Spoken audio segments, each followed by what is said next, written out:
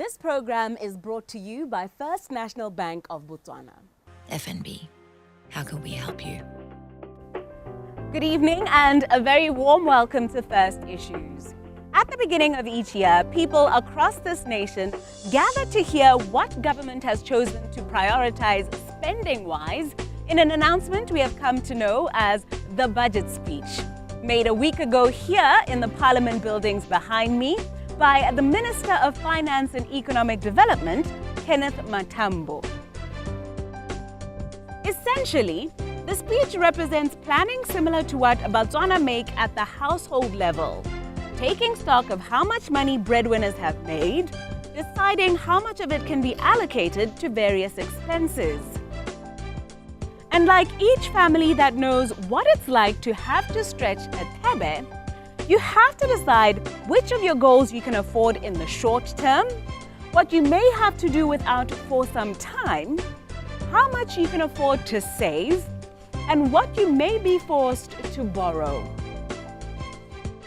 The budget speech is useful to a wide number of stakeholders.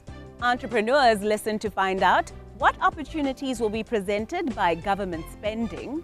Public sector workers get to find out how much of an income they will be working with throughout the fiscal year. And members of industry get an idea of how their sector will fare. In this special edition of First Issues, we concentrate solely on the announcements made in the 2019 budget speech, speaking to the thought leaders that gathered at the 25th First National Bank of Botswana's annual Budget Review Seminar to hear what they make of government's spending plan for 2019. FNB Botswana has been hosting this platform for industry leaders to engage and analyze the budget speech for the past 25 years. And this is how the bank's Chief Executive Officer, Stephen Bogatsu, opened proceedings this year. Riding from last year's successes, we have again this year gone a step further to ensure that the Budget Review Seminar is all-encompassing and brings on board key topics affecting SMMEs, manufacturing sector, and citizen well-being comparative to the national budget. The first and morning sessions were themed SME collaboration and targeted youth and SMEs. The second session of the day, which took place in the afternoon, was themed Expanding Horizons, Industrialization, which focused on companies that have evolved within business cycle and value chain such that they are producing goods and services for both local and external market consumption. Tonight's session, we have in our midst a panel of experts, economic agents and thought leaders who will share their insights on the implications of the national budget on economic development and outlook, sustainable growth dynamics, innovation catalysts, and budgetary implications for sustainable development, inclusive of both growth that enhances livelihoods.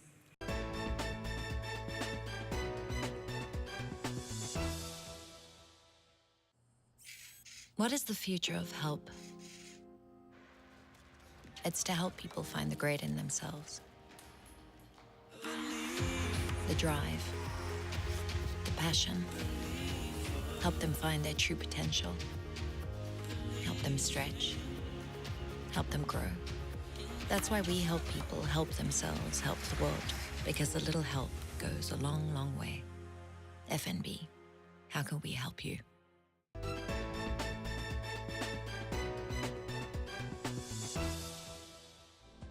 Welcome back to First Issues as we continue to speak to panelists from FNBB's 25th Annual Budget Review Seminar. Like several other countries on the continent, 2019 is an election year for Botswana, a factor that Chief Economist with First National Bank Botswana, Moatlhodi Sebabole, says pressurizes many leaders to prioritize spending on social projects. He outlines the environment in which the 2019 budget speech was formulated. I think what has informed this year's budget, the 2019-2020 budget, primarily was NDP 11. Looking at the fact that the budget is coming or is addressing the midterm of that 6-year plan, given that we are going to the 3rd year.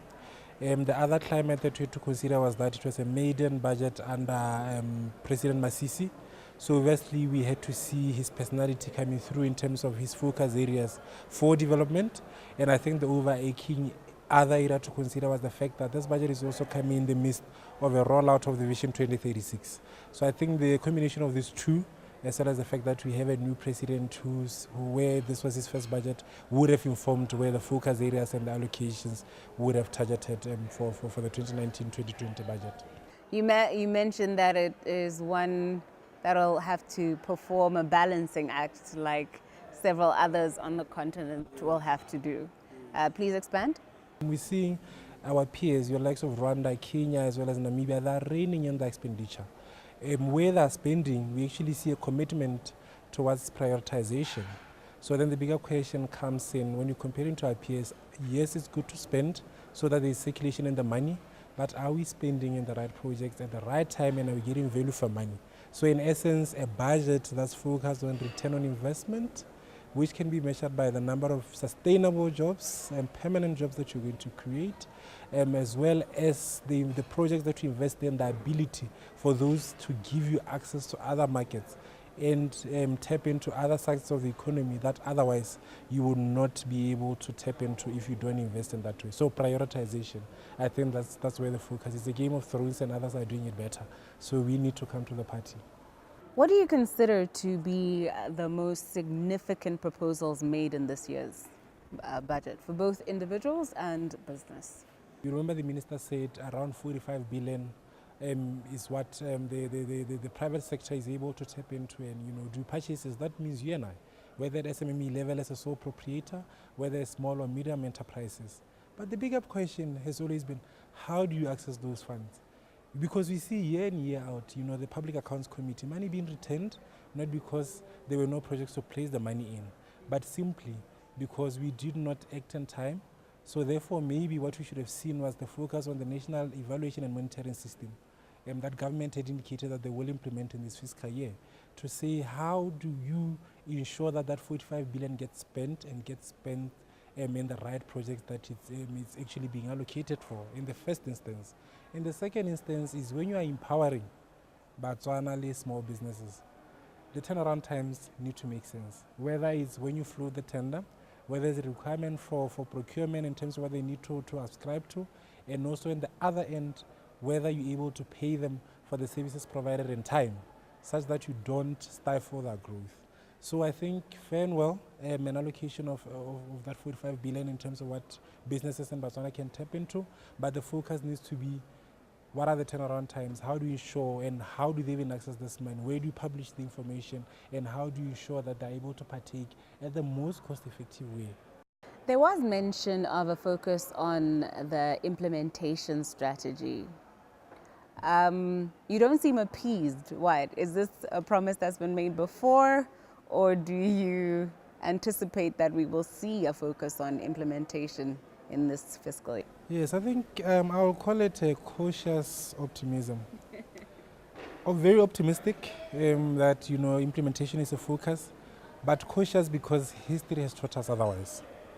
In a sense of look at from a standpoint of policy formulation, we do very well.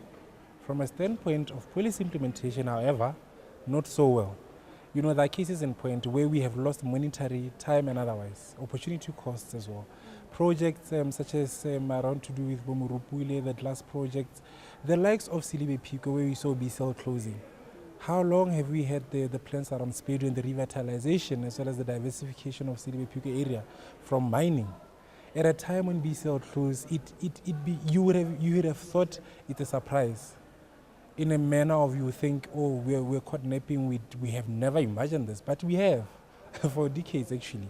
We had actually set and said there will come a time where this mine will have to survive without this. But when it came, we all reacted like in shock. So history teaches us that we know what we need to fix, but somehow we don't get the tools and the nuts and bolts going. So that's where the cautious optimism is, to say maybe let's do better on implementation, let's see a track record, and then we can actually start to see the results that we so much desire. As a player within the agricultural sector, the Managing Director of Clover Botswana, also Chairman of the Business Botswana Manufacturing Sector Forum, among other distinctions, Mike Joyner feels his sector is one of those that was overlooked. Representing agriculture, in my case dairy, the 2.8% allocation is definitely below what we expected. I don't know what's it'll take to turn that around, but agro-processing has been identified as part of the SADC industrialization strategy as one of the growth drivers, especially for diversification in the economy. So with 2.8%, I know dairy is definitely, we have seen the growth, but there needs to be more support, especially for new dairy farmers, new entrepreneurs coming on board. There was also mention of a cluster development strategy. What is your understanding of that particular strategy and what are your thoughts on it? The cluster development strategy, it's very much, I think everybody has realized and accepted that the way forward is for business communities to work together. So in a cluster development, and I can relate it to dairy, that will be where you get not just the dairy farmers, but the fodder producers. It can be the whole value chain that can get together. But it's, as things stand now, it's difficult for one organization or one entity to be able to survive and to be sustainable. But it's a mindset change. For whatever reason, people do not always want to work in a cluster group.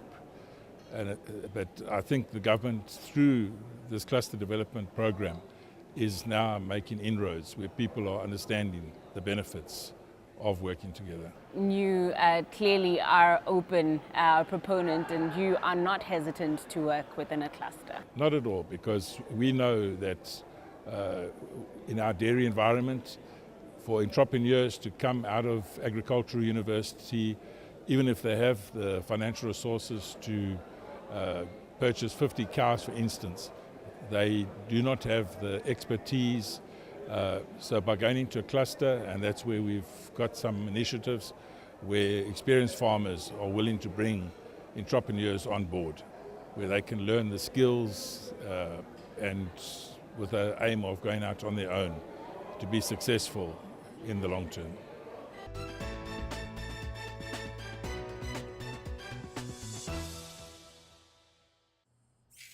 What is the future of help?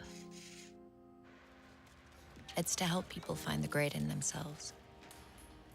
The drive, the passion. Help them find their true potential. Help them stretch.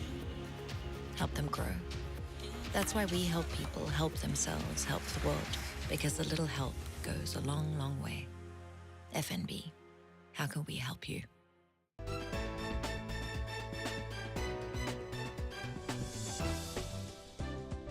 Welcome back to First Issues. What makes the FNBB Budget Review Seminar exceptional, 25th anniversary or not, is not just the caliber of speakers and guests that converge annually for the event, but the sheer quality of the discussions that take place both on the main stage and on the sidelines.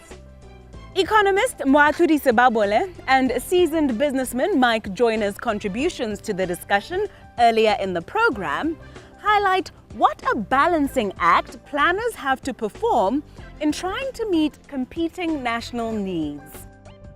The solution for holistic national growth is strategy, according to our next guest, Michael Wabona Kengwenyane, the Group Managing Director for InnoLead Consulting.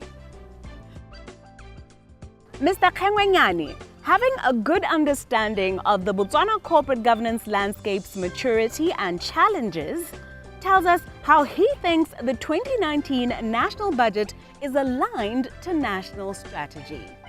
When we look at the budget and we reflect, 3 years has already gone of the 2036 strategy, and I can tell you right now it is not very convincing as to whether we'll be able to attain 2036. primarily because of a lack of well-defined country strategies with clear defined mega projects that business cases have been done to say, with this project, this is the value we're going to derive in line with our aspirations of 2036, and this is the number of employment that we'll get, this is the revenue that we're going to get from, so that we obviously start working on this narrow revenue stream that government has in terms of being reliant on diamond revenue and customs or from taxes. How do we fix this? We fix it by first prioritize the development of a country strategy. I think we taking too long for the country and the leadership of the country to decide on how are we going to attain the Vision 2036. Can you share what your core message was tonight? The message was really of a tremendous concern to me that we've had wonderful growth rates in terms of GDP for the past 30 years, if you may. And of late, we are getting quite very concerning statistics on the level of happiness for this country. So in other words, the progress we've made on the economic front are not matching up on the state of well-being of our people, or happiness, or life satisfaction. The essence of the presentation was to try and bring this holistic look at the human being, or we as Botswana, to say, let's put that holistic measure at the forefront and hopefully promote it from a policy front such that we can prioritize well-being as compared to just GDP numbers. What would you say to people who may say that happiness is such a frivolous thing to be concerning ourselves with when there are such fundamental problems that still exist in this country? Again, studies have been done that if people are satisfied with the job, they enjoy what they do, they will produce more. Sales go up. So clearly there is also a productivity question, talking about hard data or hard issues. So that correlation has been done. And countries that are focusing on it are reaping the benefits. And I'm just jealous. I want a country to also start looking at those things and also start benefiting from ensuring that our people also live very holistic. Matshelo a leng gore a tletse a nonne a akaretsa boleng jwa motho botlhe e seng ela gore o lebella gore nya ke batla madi ke batla madi ke batla ke madi. They have shown that ke batla madi doesn't work in terms of people's satisfaction.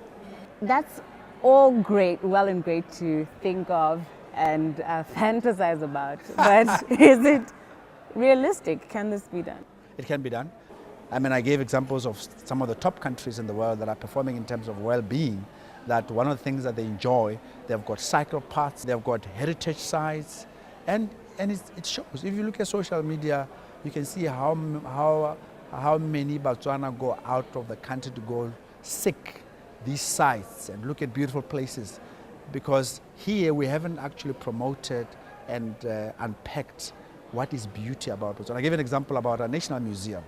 I mean, I'm sorry, but it's in a really abysmal state to have a museum like this. When people come here, we don't know where to take them when they visit from overseas, because we have nothing to showcase apart from the Khosi.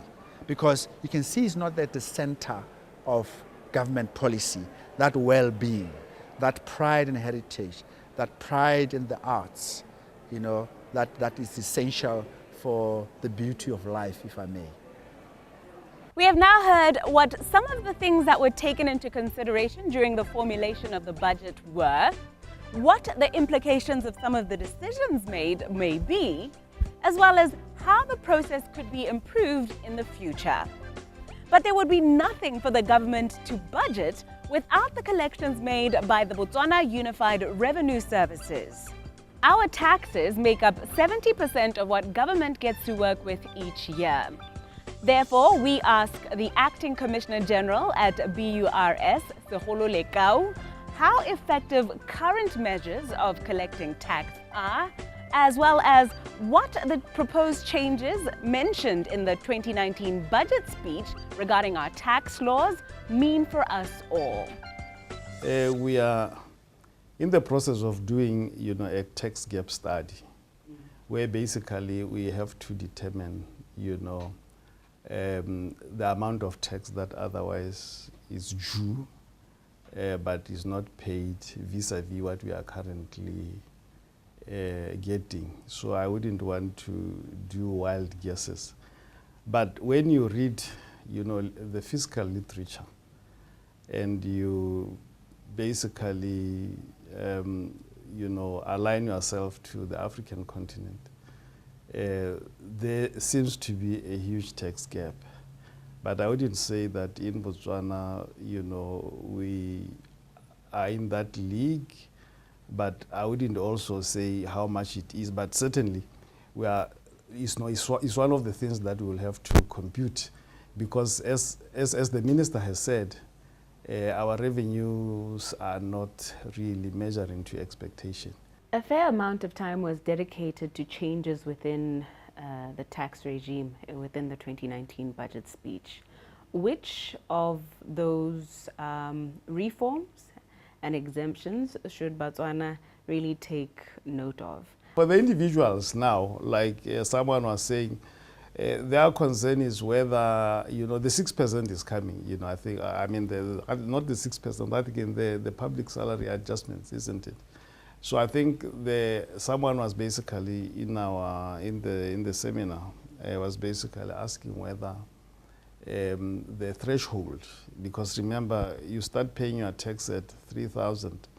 I think they were legitimately saying, but more people, because of these adjustments, are coming into that bracket, and adjustments needed to be given to that because it has been in place for quite a long time. And he said, well, we think, government is quite aware from a policy perspective, but these things will be addressed, with passage of time. Remember, we are in a deficit situation, and therefore, really, one would argue that every tebe is necessary so that we could, bolster our economic growth. I always say to Botswana that, tax is what we pay, for a civilized society. We need to pay our tax, no matter how small, so that our country could develop. We could have the schools, we could have, the much needed roads. We know how dilapidated our infrastructure is, especially going to the north, which the minister has also alluded to. And therefore, Botswana must pay. No one is going to come from outside to come and finance us. Because remember, the aid that sometimes we enjoy, or that the poor countries enjoy, is actually taxes in other countries. This program was brought to you by First National Bank of Botswana. FNB, how can we help you?